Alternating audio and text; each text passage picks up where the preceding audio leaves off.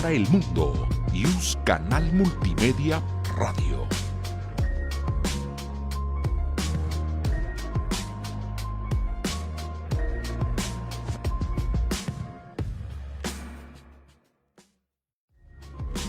IUS Canal Multimedia. Derecho a tus oídos.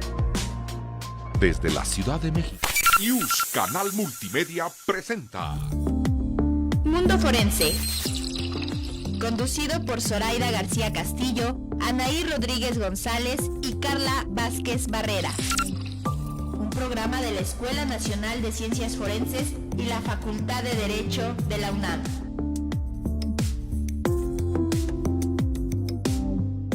Muy buenos días, como cada miércoles les habla Anaí Rodríguez González en su programa Mundo Forense. El día de hoy estamos transmitiendo desde la página de Facebook de Canal IUS Multimedia de la Facultad de Derecho de la UNAM. Aprovechamos para dar las gracias a la facultad por propiciar este espacio y les recordamos que este programa se retransmite por la página de Facebook de la Escuela Nacional de Ciencias Forenses de la UNAM, en donde nos pueden dejar sus preguntas y comentarios para el invitado del día de hoy. Bienvenidos y bienvenidas. También les comento que el día de hoy la doctora Zoraida García Castillo no va a poder estar con nosotros por compromisos de corte académico. Hoy nos acompaña el doctor Vicente Torres Zúñiga para poder conversar sobre videos ultrafalsos y la lucha por la credibilidad. Me voy a permitir leer una muy breve semblanza del doctor. Cuenta con licenciatura en física, maestría y doctorado en ingeniería eléctrica por parte de la UNAM. Actualmente se desempeña como académico de tiempo completo en la Escuela Nacional de Ciencias Forenses de la UNAM.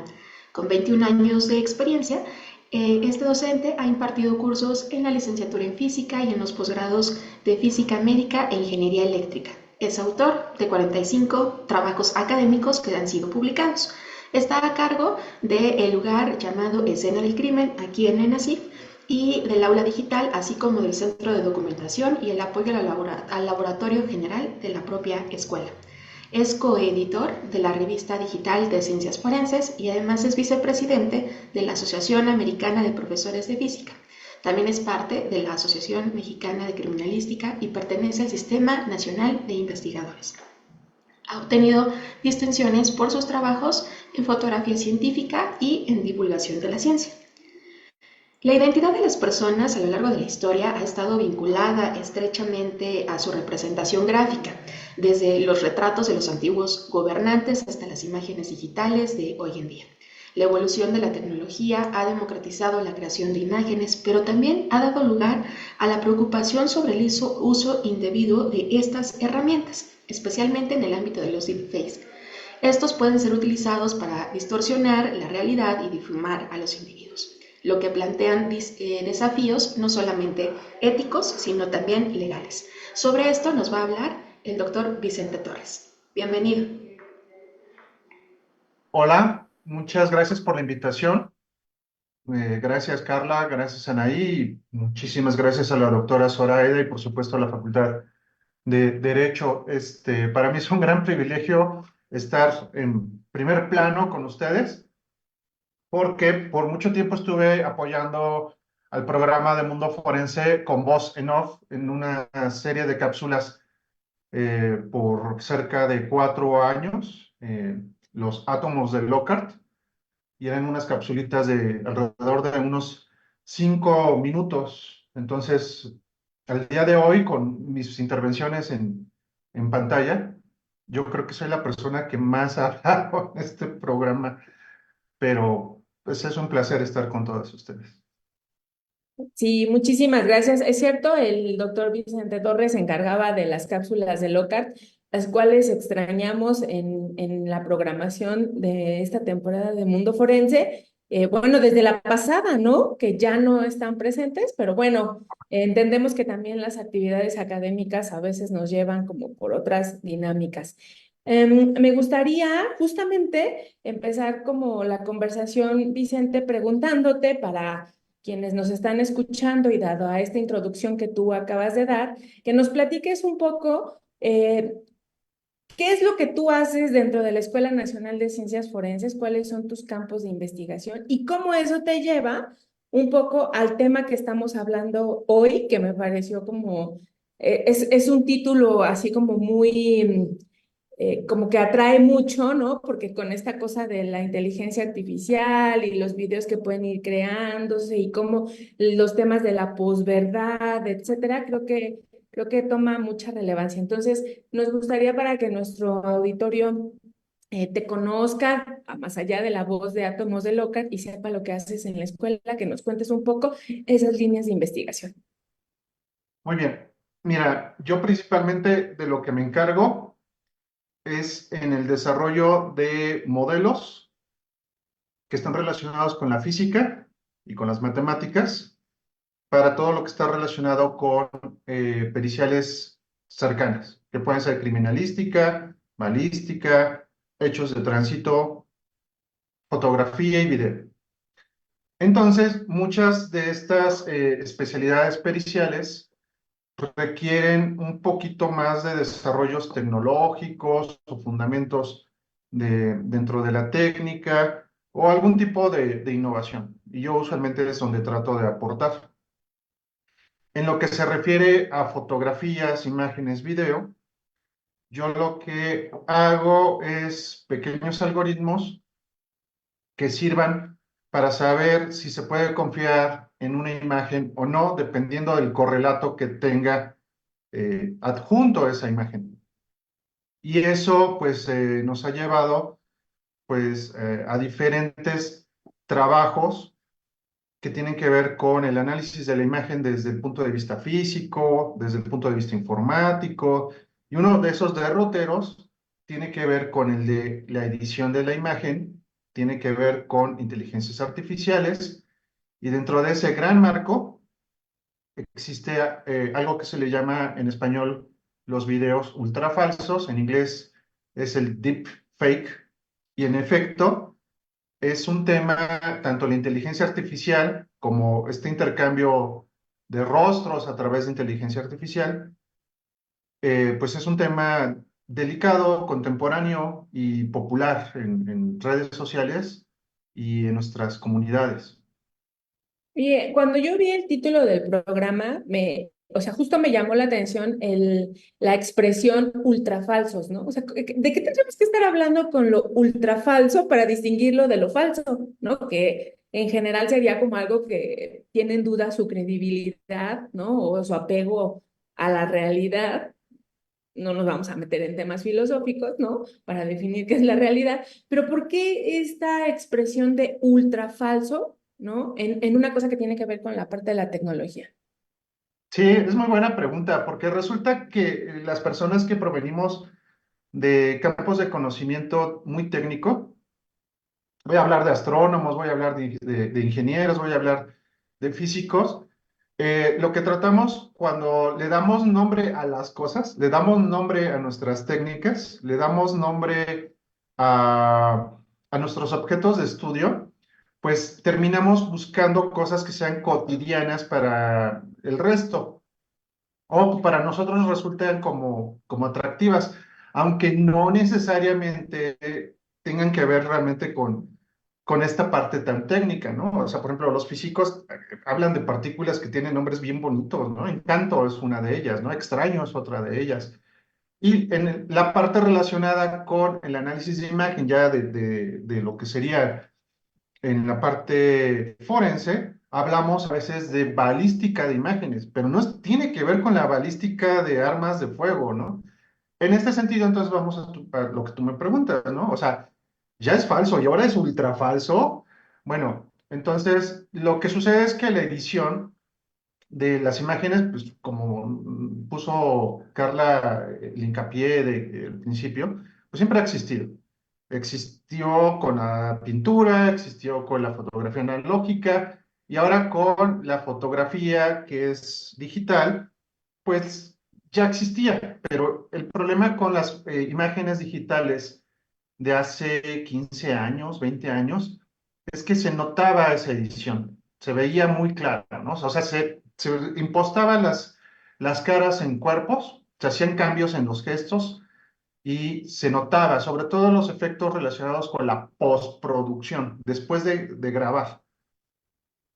Pero con el advenimiento de las inteligencias artificiales, su gran boom, nos encontramos que pues ya no se nota tanto esta impostación de rostros, estos intercambios de caras. Y entonces, por eso se le llama ultrafalsos, porque antes se podía hacer esta falsedad, pero era como notoria, ¿no? Pero ahora es mucho más complicada. Ha mejorado tanto la tecnología que los ingenieros se atrevieron a decir que no solo eran falsos, sino un poco más allá, ultrafalsos. Ujú. Ahora, me imagino que, bueno, ya ahora nos platicarás que tiene que ver como directamente con el avance de la tecnología, esto que decías como de la inteligencia artificial, ¿no? Pero, o sea, ¿cómo la tecnología, a ver, durante mucho tiempo, por ejemplo, en los procesos judiciales, que tú tuvieras una imagen que pudiera como presentarse dentro del proceso te daba un nivel de contundencia sobre la existencia de esos hechos, o más bien sobre la probanza de esos hechos, ¿no? Con estas cosas que estás platicándonos, pues evidentemente esto que parecía como algo, una herramienta de certeza o de certidumbre, pues parece que empieza como a volverse un poco compleja, pues porque puede alterarse, ¿no? Entonces, puedo yo estar viendo una imagen que aparentemente me está demostrando un hecho y resulta que esa imagen pues es producto no de un acto en la realidad, sino de la inteligencia artificial o lo que sea. En ese sentido, ¿cómo o sea, qué ha pasado con esas tecnologías? ¿Qué estamos entendiendo por inteligencia artificial? ¿Cómo eso ha venido a modificar este uso de las imágenes, ¿no? Y luego un poco para ir entrando en materia, ¿cómo afecta eso el tema de la credibilidad? Que además en el ámbito judicial o sobre todo en la parte procesal es tan importante, ¿no? Mira, tú tienes toda la razón. Hace 20 años, 25 años, era un poco dificultoso estar haciendo ediciones de imágenes. No es que fuera imposible, sino que necesitabas equipo un poco más sofisticado, necesitabas más conocimiento, más destrezas para poder obtener un producto de altísima credibilidad, que se viera muy claro que hubiera un intercambio de rostros. Hoy en día, pues no es que sea una bagatela, no es trivial, pero se pueden conseguir los equipos, se pueden conseguir los programas y con un poquito de entrenamiento se pueden hacer estos intercambios de una forma hollywoodesca, voy a llamarle. Y entonces, eso lo que nos ha traído, pues es una serie de imágenes que se difunden en medios de comunicación, redes sociales, que pues sí conmueven mucho a la sociedad, porque no sabe si son reales. Y en particular en tiempos electorales como este año 2024, pues las vamos a estar viendo. Esto no significa que todas las pruebas presentadas o discutidas en la corte, pues deban de tomarse totalmente como si fueran falsas. Lo que se debe de entender, y eso lo debe de comprender cada vez más la gente de calle, los jueces, los ministerios públicos, los peritos se lo tienen que comentar al resto, es que todas las imágenes tienen cierto tipo de edición y de alteración de la realidad. Y entonces lo que debe de estar en discusión es qué elementos de la imagen que estamos presenciando le debo de creer o debo de tener confianza para tomar un tipo de decisión. Por ejemplo, algo que yo estoy utilizando ahorita a través de esta tecnología del Zoom, pues es un fondo virtual. Pero yo estoy aquí en mi oficina platicando con ustedes y efectivamente esta imagen que ustedes están viendo tiene un tipo de edición. Entonces, ¿significa que no deberían de confiar en nada de lo que aparece en esta imagen? Pues sí, sí pueden confiar de que yo estoy delante de ustedes en la cámara con los filtros que da Zoom y que les estoy platicando cosas relacionadas con la edición de videos a través del deepfake, pero no porque existe la edición, entonces debe de estar invalidándose absolutamente todo lo demás que está dentro de los archivos digitales. Entonces, en este caso, por ejemplo, algo que me dijeron antes de entrar al programa unos amigos es, pues deberías entrar con un deepfake o con un filtro de Zoom estilo gatito o preséntate como Brad Pitt y, o sea, llévalo al extremo, pero no es necesario, no, ahorita no es necesario llegar a esas partes tan informales para poner en tela un punto, que es que si bien existen las alteraciones en las imágenes, hay que conocerlas para saber en qué se puede confiar y en qué no se puede confiar. Creo que ese es el punto importante. Entonces, eh, en epistemología lo que habla mucho es de fuente y dato. ¿Qué es lo que nos está diciendo la fuente? ¿Por qué nos lo está diciendo de esta forma? Y el dato, ¿qué información nos está dando? ¿Y qué sí puedo confiar en ella? Entonces, es un constante estar pensando con respecto a las imágenes, en qué elementos sí se pueden estar confiando con ellas. Yo Doctor, creo que, por ejemplo, sí, sí, adelante. perdón, doctor, ¿cómo podríamos entonces poder establecer como estos parámetros? Porque si todas las imágenes tienen cierta edición, pues entonces, ¿cómo podríamos tener estos márgenes que puedan ayudar en el movimiento a identificar si hubo o no una alteración? En muchas ocasiones, pues la utilización de estas fotografías o bien de estos videos, digamos que no cobra tanta relevancia, pero pone a la persona en las circunstancias de modo, tiempo, lugar. Y eso es, pues digamos, como un factor importante justo para que el juez pueda determinar que Carla estuvo presente. ¿Cómo se tiene esto regulado o cómo poderlo regular para que el juez pueda identificar que si se hace la utilización de una imagen o de un video en un procedimiento, pues no haya una alteración que pueda afectar directamente a lo mejor la identidad de las personas? Pienso un poco como en estas cámaras del C5 que no tienen, digamos, como una forma de poder identificar, no son HDMI o algún otro tipo de tecnología. ¿Cómo podemos tener estos parámetros? Porque si bien en las imágenes tienen esta cuestión de edición, se pueden mejorar o las cámaras tienen altas fidelidades, pues en los procedimientos lo que justamente ponemos en duda es si hay alteración, quién la alteró, por qué se alteró. Y en muchas ocasiones estos puntos pues son elementos que nos ayudan como alguna estrategia para poder desvirtuar la información.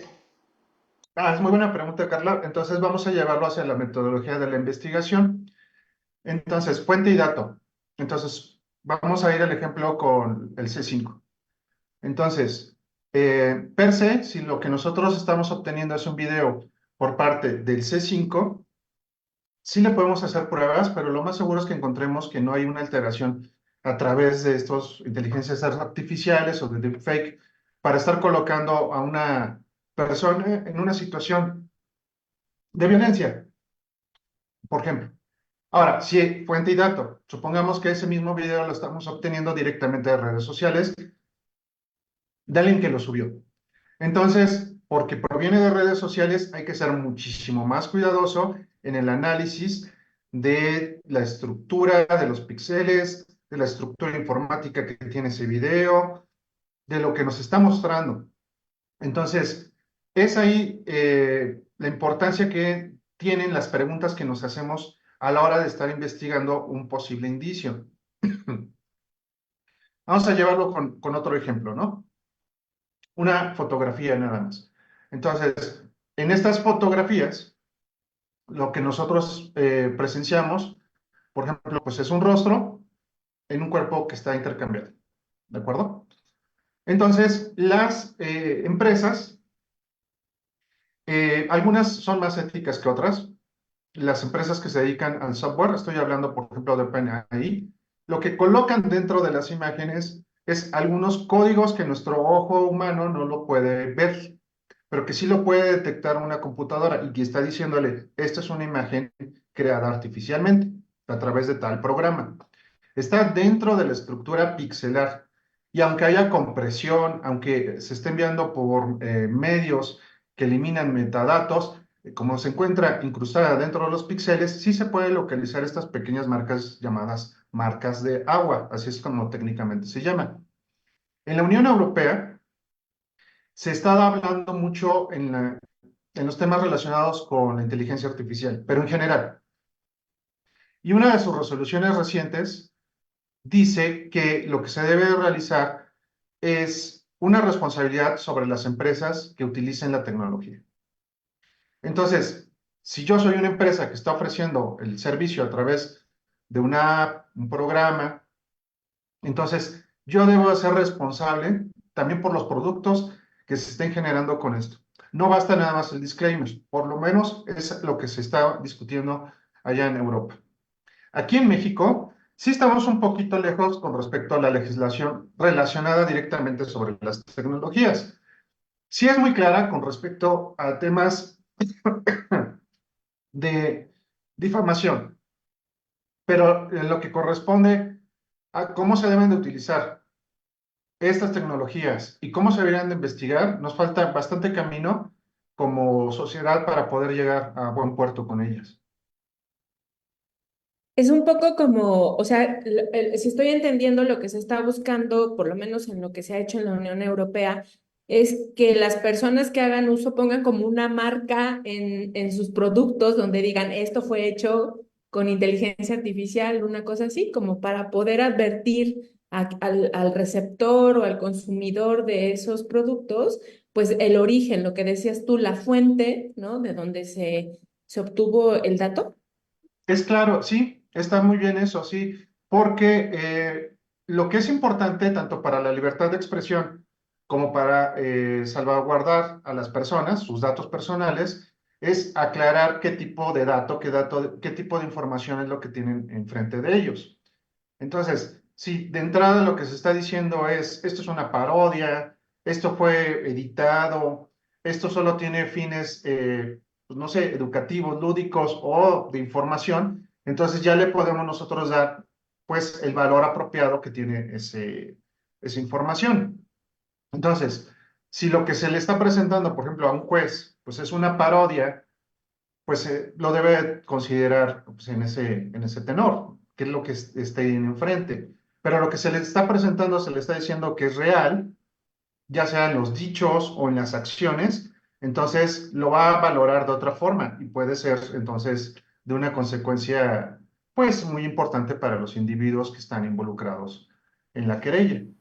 Claro, porque, o sea, pienso que al final, o sea, me queda claro que si a un juzgador, una juzgadora, se le presenta una imagen o un video donde se le dice esto es una parodia, pues él va a tener como el criterio para evaluarlo bajo ese contexto, es una parodia. Exacto. El Sí, problema viene cuando tú presentas eso bajo la lógica de esto es real y estás tratando de inducir a la persona juzgadora a un error exacto. de apreciación que va a tener impacto en la valoración que tenga de esa prueba. Porque otra vez, por ejemplo, esto que decías, todos los videos en algún momento sufren, todas las imágenes tienen un proceso de edición.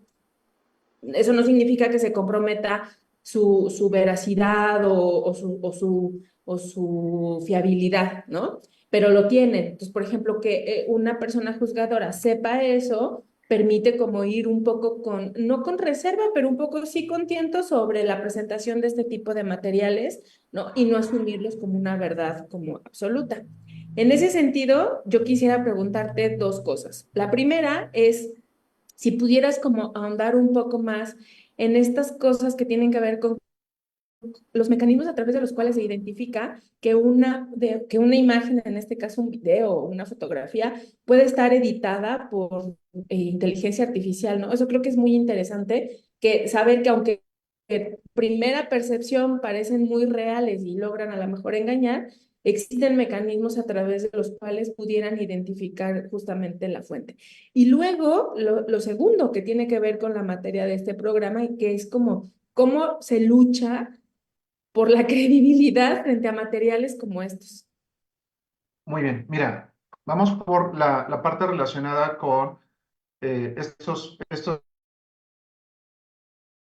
por ejemplo, yo ya sé, porque me llegan imágenes que me dicen, estas son falsas. Entonces, ahora se trata de demostrar que efectivamente son falsas, ¿no? Por ejemplo, en los casos de pornovenganza. La pornovenganza es cuando se coloca un rostro de una persona en una artista pornográfica. Entonces, eso lo sufren muchísimo mujeres por lo general se ha vuelto eso como una especie de pandemia entre lo que vamos del año 2024 y el anterior, por la facilidad que tiene, ¿no? Entonces, para demostrar eso en un juzgado, se puede utilizar esta marca de agua o algunas características relacionadas con el rostro y su relación con el cuerpo. Son diversas las propuestas, ¿no? O sea, las más básicas, por ejemplo, se basan en que debería de haber cierta sincronía relacionada con el movimiento de los labios, debería de haber ciertas características relacionadas con la morfología de las orejas. Eh, Se habla muchísimo de la relación que tienen los píxeles alrededor del rostro con los píxeles que están alrededor. Entonces, esos son como algoritmos muy básicos. Los algoritmos de nueva generación lo que buscan es, pues, la espada, entonces tiene que ser mejor el escudo. Si es mejor el escudo, entonces tiene que mejorar la espada. Y entonces es una especie de carrera armamentista entre algoritmos para estar mejorando la imagen en el deepfake y a la vez descubrir que efectivamente es una imagen sintética. ¿Cuáles son esos algoritmos? Bueno, son algoritmos que son alimentados con imágenes sintéticas para estar buscando cuáles son esas características que como humanos no podemos apreciar, pero que la máquina sí puede detectar. Y al detectarse, entonces va creando umbrales y va diciendo, esta imagen probablemente, con cierto número, sea un deepfake. Entonces, esos algoritmos de nueva generación, que son, les llama adversariales, son los que se deben de estar utilizando en las periciales para llegar a la conclusión de que si una imagen es sintética o no. Y eso puede ser importante en algunos casos donde se quiera demostrar el hecho, pero al revés, donde también se quiera demostrar que esa imagen es falsa. Sirve para ambas cosas, ¿no? No solamente para la autentificación, sino también para desacreditar cierto tipo de imágenes. Bueno, ahora, en esa parte relacionada ya con la credibilidad, pues es una lucha que tiene que empezar por la persona de calle, verificando fuentes, pensando qué es lo que está enfrente de esa persona y si decide o no difundir la misma información. Y que alcanza a los estratos donde se tienen que tomar decisiones cada vez más delicadas. En este caso, de lo que nos compete, pues es de los jueces, que tienen que tener también cierto conocimiento, cierta idea de qué es lo que tienen enfrente de ellos. Y ahí, la Escuela Nacional de Ciencias Forenses sí está haciendo un esfuerzo por que los jueces entiendan que pueden existir este tipo de ediciones y que se deben de hacer cierto tipo de procedimientos en las imágenes. Y lo hemos estado haciendo a través de las guías periciales que tiene hoy en día la Judicatura Federal. Una de esas muchas guías está relacionada con las imágenes, con los videos. Y esa guía está enfocada en si le vamos a dar un valor de credibilidad a las imágenes o no, solicitándole el documento que se le entregue al juez, pues que debe de presentar ciertas características. Y entre ellas es un análisis sobre la relación de redes neuronales, si es una imagen sintética o no, además de otro tipo de análisis. Y eso le puede permitir al juez no solamente saber si puede confiar en ese dictamen, sino si puede tener cierta confianza con respecto a las imágenes. Entonces, las guías judiciales, si bien no son para que los peritos tengan un recetario, sí sirven para que el juez tenga un checklist de qué elementos le pueden servir para tomar una decisión con respecto al material que tienen enfrente.